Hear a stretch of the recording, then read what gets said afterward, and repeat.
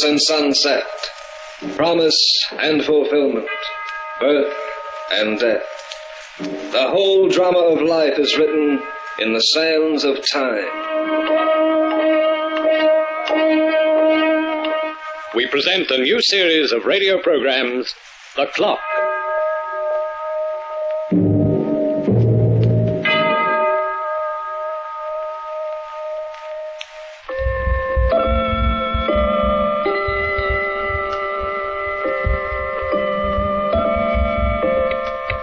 Have you ever seen a one-eyed cat? I saw one once, and its skin was the color of polished ebony. It was owned by a man named Wake, a quiet and gentle old soul who lived far out in the country. You know, people often ask me why I'm always in a hurry, why I never stop or pause. Well, Jasper Wake has never asked this question. You see, for Jasper, time stands still.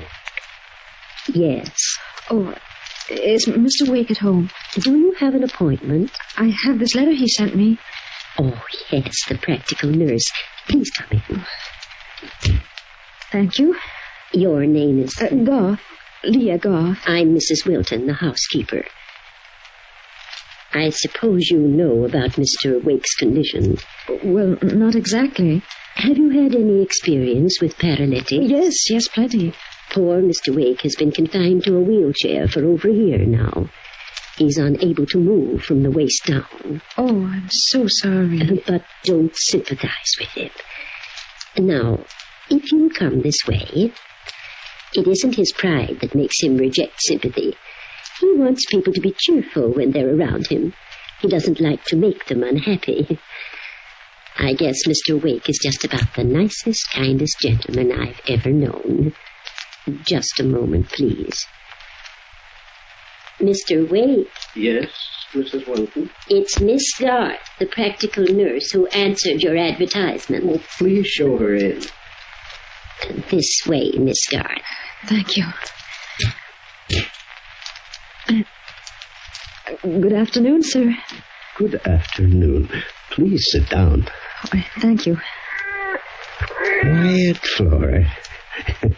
Cats always seem to be a little uneasy in the presence of strangers. What's the matter with her? Why does she keep her head to one side that way, Mr. Wake? She's blind in one eye, poor thing, and it's gotten her into quite a bit of mischief, too. As you can observe, Miss Garth, I'm unable to move out of this wheelchair. Yes, Mrs. Wilton mentioned it to me. Up to now, I've had a male nurse, a strong young man who's been able to lift me with ease and handle me like a baby. I have a man's strength, Mr. Wake, in my arms and shoulders. Lewis has left me now. He's gotten married, and as I was casting about for a suitable substitute, I thought of hiring a woman. You see, I discovered I need more than mere physical strength in a nurse. You need companionship, Mr. Wake. Yes, that's it exactly. I know how it is to be lonely. And I know how a constant friend can make things easier. You seem to be able to read my mind, Miss Garth. I have a fairly good education, Mr. Wake. Besides, I'm sensitive to my patients. Sensitive? I like to read to them and play for them on the piano. When I go on a case, Mr. Wake, I devote my life to it. And I'd like the chance to devote my life to you. You're an extraordinary woman. I don't want this position unless I can be sure I'm badly needed. I want you to feel that every minute of the day, every hour, my thoughts are only for your comfort. Your salary... Oh, I don't care about the salary. Oh, this home, it has a wonderful atmosphere. A chance to belong and be needed. That's all I ask for. Nonsense. You'll be paid and well paid. I'm a rich man, if a helpless one. Oh, you won't be helpless any longer, Mr. Wake. I want so to help you. Oh, I'm sorry you'll think now that I'm giving you sympathy, but it isn't that. You'll be giving me much more than I'll be giving you, Mr. Wake. I need someone to depend on me, or I can't exist. And I need someone to depend on. I think we'll get along very well, Miss Garth. I'm sure we will, Mr. Wake. Oh, Laura.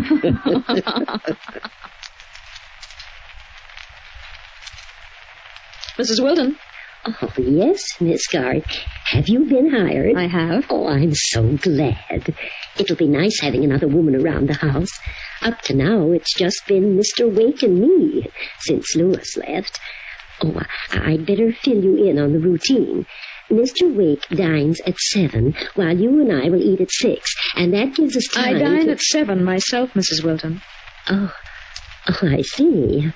Well, I suppose I can change my hour. There'll be no need for that. What? Mr. Wake and I will dine together. You'll eat by yourself, as usual.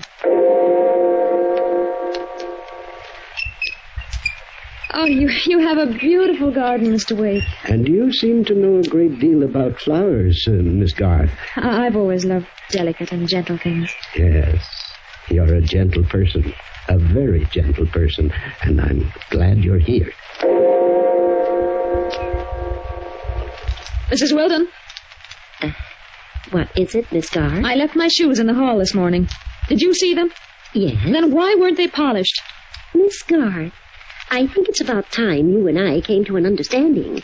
I'm neither a bootblack nor a chambermaid. Since you came to this house 3 weeks ago, you've done nothing but order me around. And I'm getting just a little tired of Aren't it. you? Perhaps that will put you in your place. I won't stand for that. I'll tell Mr. Wake. That's what You'll what? Oh, my arm. You're breaking it. Oh, please, please. I could wrench your arm out of its socket with a twist of my hand, Mrs. Wilton, and I assure you that if you annoy me again, I'll do just that. Oh, please let me go. My shoes are still in the hall. I want them polished within the hour. Do you understand? Yes, yes, only please don't hurt me. Oh, don't hurt me. I've brought your milk, Mr. Wake. You're very sweet to think of it, Miss Garth. Now you finish it. Come on, every drop. It's good for you. That seems to be your only concern. The things that are good for me. Have you been happy since I've come? These past 2 months have been wonderful. I've never known anyone as kind or as self-sacrificing as you. And I've never felt so contented. Oh. I want you to know, sir, that... Well, it isn't because you pay me. Of course not. I would never suggest such a thing. It's just that... Well, you have no one else, and I have no one else. We seem to give each other a great deal of strength and understanding. You've even made me forget my affliction. Even though Flora here keeps reminding me of it. You seem to have such a great affection for that cat, Mr. Wake. You keep her on your lap almost all the time. Poor Flora's rather handicapped with one eye, and she has a habit of running between people's legs when they walk. I hold her on my lap to keep her out of mischief. You see, she's already caused her quota of trouble with me. With you? A little over a year ago, as I was walking across my room, Flora ran between my feet. I tripped and broke my back. You mean she caused your paralysis? Indirectly, yes. And you still keep her? It wasn't Flora's fault that she couldn't see too well. Besides, I have a great capacity for pity and forgiveness, as you do, Miss Garth. Mr. Wake. Oh, what is it, Mrs. Wilton? I've been trying to see you alone for quite a while now. But Miss Garth hasn't given me the chance. I'm afraid I don't understand, Mrs. Wilton. Why are you so nervous, Mrs. Wilton? What's the trouble? Mr. Wake, I'm leaving. Leaving? You mean leaving my employ? Yes. But why? What? I refuse to stay here with that woman. Are you referring to Miss Garth? I'm sorry that I can't give you notice. I'm going tonight. And if you want to know the reason, I'll tell it to you. Alone. In the library. What is all this, Miss Garth? Oh, Mr. Wake, I'm so sorry it had to come up this way.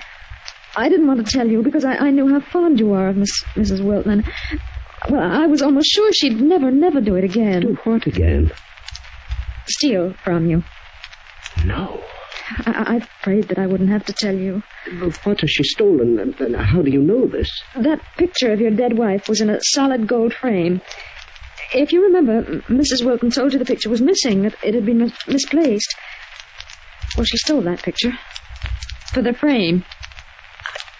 I can't believe it. She's stolen several other things. Your tie pin, your diamond cufflinks. Oh, you thought you'd lost them, but I knew. Mrs. Wilton realizes that I know, and she's trying to brazen it out. She hopes that you'll get rid of me instead. But Harriet Wilton was a trusted friend. How could she... The things she stole, Mr. Wake, are in her room. I'm sorry to have to do it this way, but your security means more to me than sentiment. And I'm going to prove what I say right now. I'll go to her room.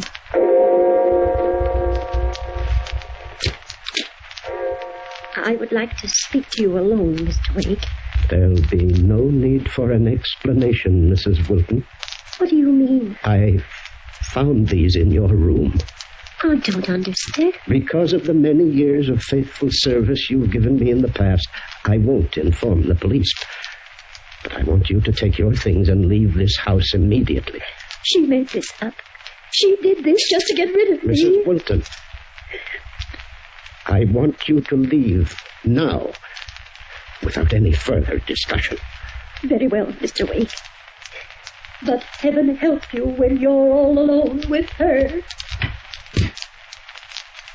Oh, I'm sorry, Miss Garth. Oh, that's all right, Mr. Wake. I've forgiven her, as you have, for everything. I'll hire another housekeeper in the morning. That won't be necessary. No? You won't need anyone else from now on, Mr. Wake. But me.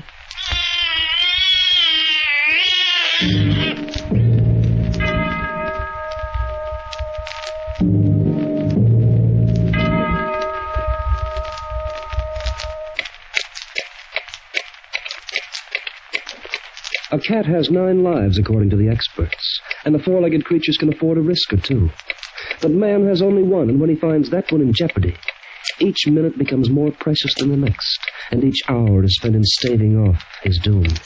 I'm afraid I've become a little worried, Miss Garth. Worried? About what? I just haven't heard from anyone in so long. I used to receive an occasional visit from my friends in the city, but now Aren't you lonely, Mr. Wake? With me? Oh, it's not that, Leah. Leah? Oh, I'm sorry. Oh, please, I've been wanting you to call me Leah ever since I came. Well, you sent those letters I wrote.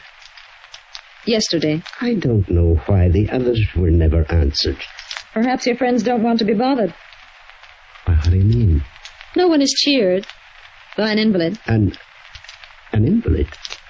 You've never referred to me that way before. I just want you to know, Jasper, that I'm the only one you can depend on. I'm the only one in the world who really loves you. Leah. Oh, I'm sorry. I've been holding that back for so long I shouldn't have said it. Leah, you've been a good friend to me and a great help, but I don't want you to go too far in your own imagination. You mean you don't share my affection? I admire you greatly, and there's nothing in the world I wouldn't do for you. But love, well, I'm afraid I'm just a little too old for that sort of thing. I see. Please don't be hurt. Oh, no, I think I understand. Do you know, I've just had an idea. I think we'll have a little party this weekend. A party? I'll invite some friends, old cronies. It's really been rather dull around the house in the last few weeks. I feel the need of a little company. Male company, I mean. No reflections on you, my dear. But you've written to your friends and they haven't answered. Lazy cusses. But I'll fool them. I'll call them personally. It's odd I didn't think of that before. May I have that phone, please? Very well. Let's see. I'll call my attorney first. An excellent fellow, John Hanley. You'll like him. Funny. Operator doesn't answer. Hello? Hello? Jasper. Yeah? The phone is out of order. Out of... Since when? It's been out of order for quite a while now. Why didn't you mention it to me? I didn't think it was necessary. Not necessary. To be without a phone all the way out here, why, it's our only communication with the outside world. I know. What do you mean, you know? I don't want you to communicate with anyone, Jasper. I want you all to myself. Don't you think you're being a bit silly, Leah? Just you and I, in this lonely house. It's all I've ever wanted, Jasper. Now, look here. Let's stop this nonsense and get that phone fixed. Come along, we'll take the car and drive into town. We'll get a phone mechanic up here in no time at all. Now, what did I do with my car keys? I have them, Jasper. Oh, well, Leah, Yes? did you say you mailed those letters I wrote yesterday? Yes. Then what are they doing in my desk? I was going to destroy them after I'd read them. I haven't had the chance to yet. But it doesn't matter. Oh, never mind the letters. If you're taking me into town right now, No, Jasper. I demand that you drive me in, Leah. You're never leaving here, Jasper. And neither am I. I'll prepare your dinner.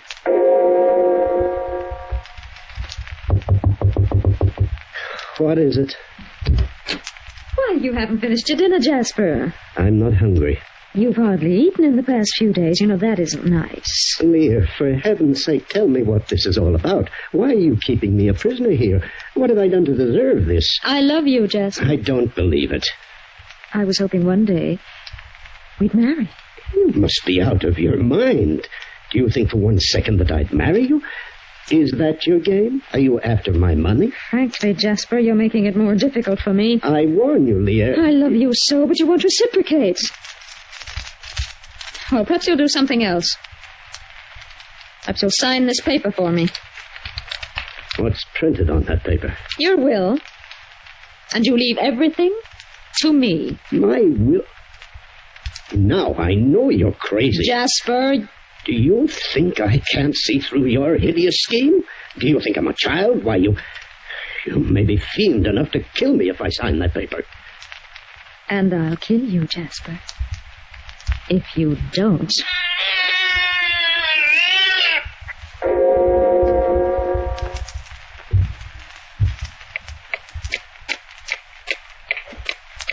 Time moves on relentlessly for Jasper Wake. Like all of us, he cannot stop it, regardless of what the next few minutes hold for him. Where are you taking me, Leah? We're going for a walk in the garden. I hate the garden. I hate everything in it. Why, Jasper? Because I love it so. You'll live and die in this house, Leah, before you get me to sign that will. Oh, you're so stubborn, Jasper. You'll see how stubborn I can be after a while. I don't intend to wait much longer. No? As a matter of fact, I'm giving you just 24 hours to make up your mind. And if I refuse? You won't refuse, Jasper. We'll see about that. Tomorrow at 6, you'll sign that will. Never. Wait a minute. Stop this chair. I intended to stop right here. So, as a last cheap trick, you've destroyed my garden, too. I haven't destroyed it, Jasper. You've been digging holes in it. Just one pitch was all I dug. Look at it closely, Jasper. It's long and it's deep. What does it remind you of? No. Yes, Jasper. And I dug it just for you.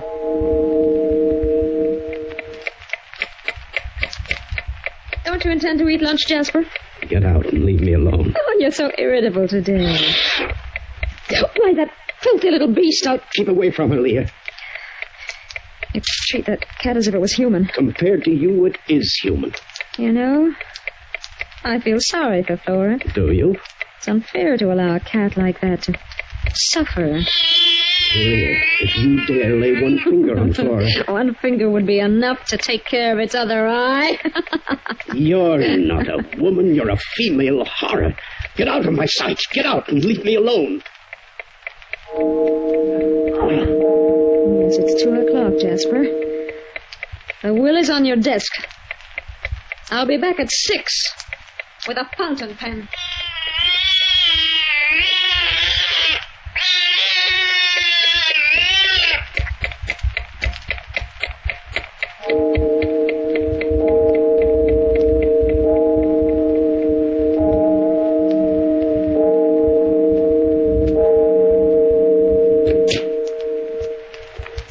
well, Jasper? You're right on time, aren't you?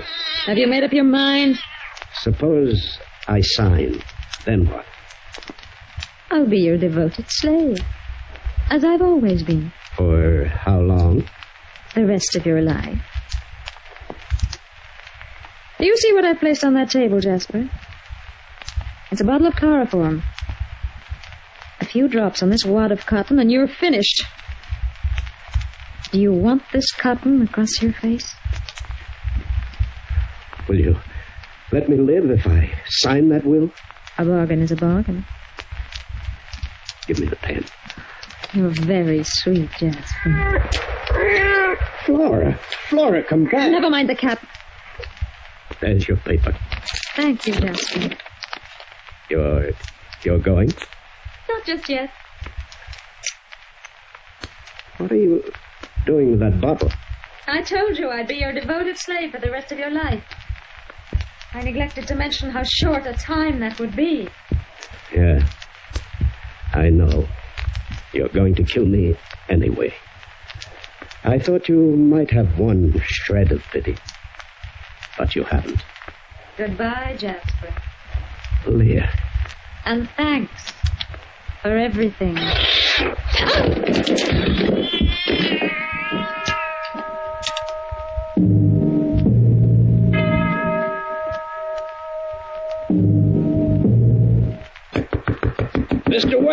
Mr. Wake, open up! Break the door down, Sheriff. I know something's happened to him. Mr. Wake! Mr. Wake! Mr. Wake! Where are you? I'm over here, Mrs. Wilton. Oh, are you okay? Mrs. Wilton here said somebody might be trying to murder you for you. I've been trying to get you on the phone, Mr. Wake, for days. Then I noticed you never came into town anymore. And, I'm quite all right, Mrs. Wilton. That woman, where is she? She's wanted by the police. Yes, you were right about her, Mrs. Wilton.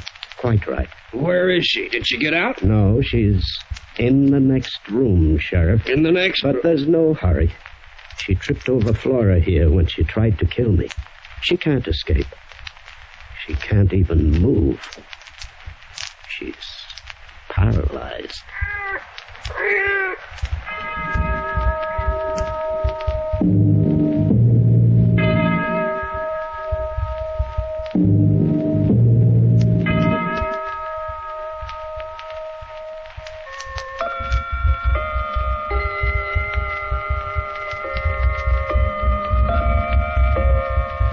And that is the story of Jasper Wake as recorded by the clock.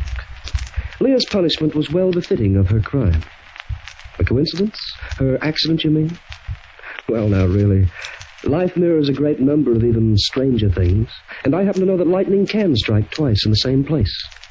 I'll prove it to you sometime, if you'll join me in my perch high above that skyscraper I like to cling to, the lofty building near Madison Square. You can see the entire city from that crow's nest, and there's nothing more dramatic in a storm. So join me there some evening, and the two of us can pass a little time. The Clock will be heard again next week, same time, same station. The Clock is directed by John Saul, a Grace Gibson radio production.